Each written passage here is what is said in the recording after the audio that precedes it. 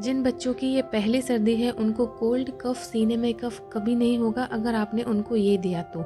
एक लहसुन की कली ले लीजिए, उसे लो फ्लेम पर बहुत अच्छे से भून लीजिए कि वो कच्चा ना रह पाए। उसे अच्छे से पीस लीजिए, इतना पीस लीजिए आपकी बच्चों के मुँह में ना आए। अगर आप बच्चे के मुँह में आ जाएगा तो वो बाहर निकाल देता है। फिर पिसे हुए लहसुन में थोड़ा-सा शहद डाल दीजिए।